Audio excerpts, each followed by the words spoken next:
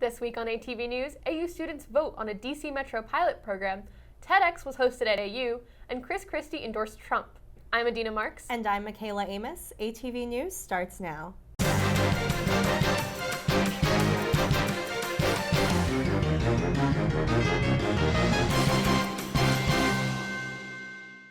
The third annual TEDx event took place this Saturday here at AU. The event featured talks from 5 AU students, 4 alumni, and 2 professors. The theme of the event this year is, quote, transform, with 3 sections called Transforming Ourselves, Transforming Our Dreams, and Transforming the Future. In addition to the speeches, there were breakout group sessions and opportunities to speak with the presenters. Millennials everywhere rejoiced this week when the first episode of Fuller House dropped on Netflix. The 13-episode event features every original cast member except the Olsen twins, who still get a few nods from the writers. Now let's go to Tony Peak with the latest in entertainment. Hi everybody, I'm Tony Peak, coming to you to give the latest entertainment headlines from this week. The wait is over. Kim Kardashian finally gave us what we've all been waiting for and shared a photo of her baby boy, Saint West, this past Monday. Mrs. West took to her app to share this precious photo of sleeping Saint with his hands over his head looking super cozy in a white outfit. KKW simply captioned the pic, Saint West. The public has been gearing up anxiously for the new and final season of American Idol. With it finally being underway, we were able to see some originals come back and grace the stage with their impressive vocals.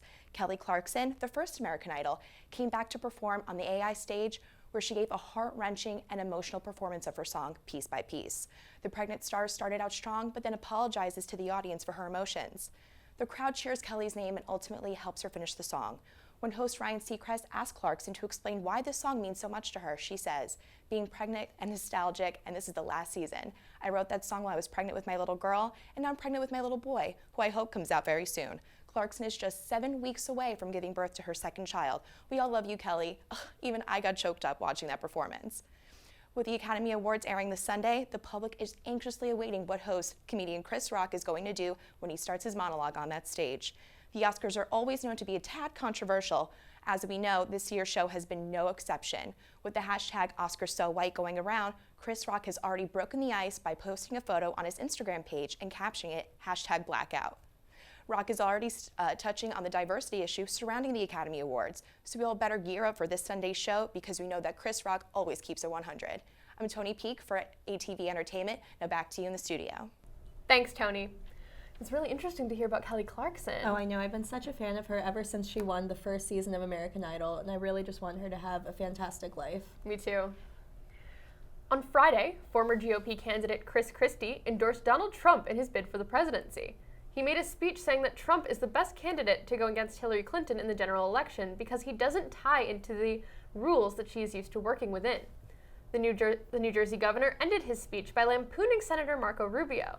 There is some reason to believe that Christie is after the Attorney General position in Trump's potential cabinet.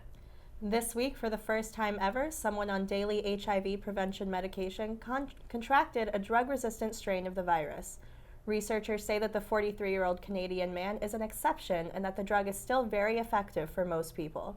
The story behind the viral picture of the boy wearing a plastic bag as an Argentinian soccer jersey has come to a happy ending. Murtaza Ahmadi, a 5-year-old boy from Afghanistan, has been sent 2 autographed shirts and a signed soccer ball from his idol, Lionel Messi. UNICEF has quoted Murtaza as saying, "I love Messi and my shirt says Messi loves me." From the latest in sports news, here's Deepak Bhagat. I'm Deepak Bhagat, and here's what's happening in sports. The baseball season is officially underway with spring training games beginning today. Over the next month, teams will be looking to shore up their rosters in anticipation for the 2016 baseball season.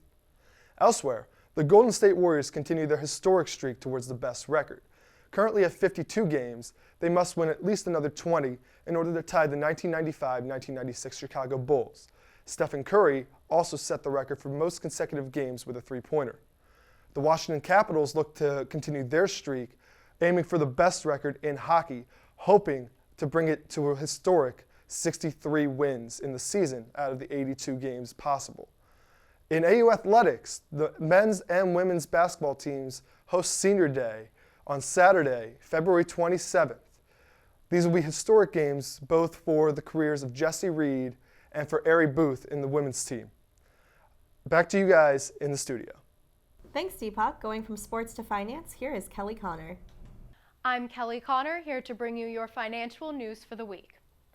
The Dow Jones Industrial experienced a significant drop in its average due to the continued fall of oil prices to their now 6-year low. Oil fell to almost $30 a barrel because of Saudi Arabia's refusal to reduce supply due to its suspicions of its competitors like Iran. In response to the downturn in the global market for oil, IMF head Christine Lagarde announced her concern over oil prices remaining low for months to come. The value of the euro has also seen a progressive downturn over the past few weeks, which has caused worry among some U.S. companies. Companies like Coca-Cola, McDonald's, and Philip Morris International are bracing to take a hit in this quarter. Such a hit, however, has U.S. investors worried. In more domestic news, customers should be on the lookout for airlines attempting to raise prices in 2016.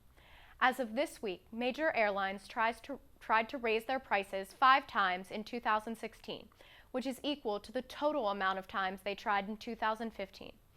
Critics are warning customers that there is no reason for airlines to be hiking prices while jet fuel is cheaper than ever and the airline company's profits are soaring. Back to you. Thanks, Kelly. Well, I don't know about you, Adina, but I really hope that airline prices don't go up too much this year. Of course not. It seems odd with the jet fuel prices going down. I know, it's a weird mix of things. Right. Now let's go on to politics with Chris Schneider.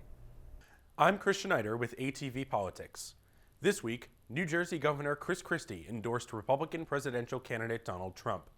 Christie, a former candidate himself, said at a Trump event on Friday that he will, quote, lend my support between now and November in any way for Donald. Christie dropped out of the race after failing to gain traction following the New Hampshire primary. Also this week, Republicans faced off in a tense debate on CNN and Telemundo on Thursday. Florida Senator Marco Rubio and Texas Senator Ted Cruz both hit Trump from numerous angles, including his previous record and business issues. Trump continues to lead the GOP nomination polls nationally, with a lead of over 10 points. Senate Republicans this week continued to say that they will not consider a Supreme Court nomination from President Obama to replace Justice Scalia, who passed away unexpectedly last Friday at the age of 79. The White House is reportedly in the process of vetting potential nominees now, and President Obama has vowed to send a nomination to the Senate. At a campaign event Wednesday night, Democratic presidential candidate Hillary Clinton was interrupted by Black Lives Matter activists, who demanded that she apologize for statements made in the 1990s regarding mass incarceration and what she then referred to as, quote, super predators. Clinton responded on Thursday morning, saying that she should not have used those words then and would not use them now. Former United States Secretary of Labor Robert Reich, who served in the Clinton administration, announced his support this week for Democratic presidential candidate Bernie Sanders. Reich, who oversaw minimum wage increases as labor secretary, said in part that Sanders is, quote, the agent of change this country so desperately needs. This Tuesday, meanwhile, March 1st, is Super Tuesday. A total of 13 states will hold some sort of primary, whether it be a formal primary or a caucus. If you are a registered voter in Alabama, Arkansas, Colorado, Georgia, Massachusetts, Minnesota, Oklahoma, Tennessee, Texas, Vermont, or Virginia, or a registered Republican in Alaska or Wyoming, your primary will be held on Tuesday. Check your state website for details on how to use absentee ballots. This has been Politics with Chris Schneider. Thanks, Chris. On Monday, Taylor Swift donated $250,000 to Kesha to go toward her suit against her producer, Dr. Luke. Kesha has accused Dr. Luke of sexual assault and has gone to court against him in an attempt to end her contract with him. The court denied her request. Swift's donation comes in along with the verbal support of many other artists, including Kelly Clarkson, who has worked with Dr. Luke before. Now we go to Amaya Gomez with World News. Welcome to World News. I'm Amaya Gomez. 6 lions escaped from Nairobi National Park in Kenya. The lions were first spotted near a hospital. They were last seen near a residential area. Wildlife rangers are tracking the lions to capture them and return them to the park. On the other side of the world, Britain may be the first country to leave the EU. Prime Minister David Cameron was negotiating with other European officials in Brussels to make a deal in hopes to encourage other British officials to want to stay. European leaders spent 40 hours discussing the concessions Cameron had demanded. Although Cameron is fighting to stay in a reformed EU, British officials will be given the opportunity to vote on whether or not Britain stays in a June referendum. Ethiopia is currently experiencing its worst drought in 50 years. 10 million people need food aid, and it is estimated that 400,000 children are at risk of malnutrition. Although the government is providing $381 million to assist 8 million people with a long-term food source, the UN says $1.4 billion will be needed to assist Ethiopians. Aid agencies are concerned that the current food supply could be exhausted by the end of April without the extra assistance. That's it for World News. Back to you at the anchor desk. Thanks, Amia. This Tuesday is Super Tuesday, the day that 10 states will cast their votes for both the Republican and Democratic nominees. Many of these states are in the South, and Hillary Clinton is expected to win the day on the Democratic side, while the Republican race is as tight as ever. For this week's weather report, we go to Gabrielle Chashinsky. Hello, I'm Gabrielle Shashinsky with this week's weather report. This week we'll see temperatures ranging from the low 60s to the low 50s. It'll be sunny starting the week off, and then on Wednesday there'll be some morning thunderstorms, and on Friday we might see some light snow in the morning. The Friday snow probably won't be enough for Cancel at Kerwin to close school, but we can always hope. That's it for weather this week. I'm Gabrielle Shashinsky, and back to you guys in the studio. Thanks, Gabrielle. This week, AU students will vote on whether to implement a new pilot program with the DC Metro that would add a small fee to tuition and guarantee students unlimited Metro rides. As long as a majority of students vote yes, we could see the program implemented as early as next semester. Now for the latest in campus news, we go to Lila Nasser with What's Up AU. Welcome to What's Up AU. I'm Lila Nasser. Big news is coming from DC Metro. For all you interns and part-timers, Metro is offering a new university pass that would allow unlimited rides on Metro Rail and Metro Bus, all for $130. The pass is valid throughout the entire semester. AU is the first school DC Metro has invited to participate. If this sounds like a good deal to you, be sure to vote on introducing the pilot program through your AU portal this week. The next big thing you need to know is a photo exhibition called En Couleur. That's French for in color. The photo exhibition features vibrant and colorful photos submitted by talented AU student photographers. Come out and enjoy the showcase held on Wednesday, March 2nd from 6 to 8 p.m. in the McKinley building. That wraps it up this week. For What's Up AU, I'm Lila Nasser. Back to you guys at the anchor desk.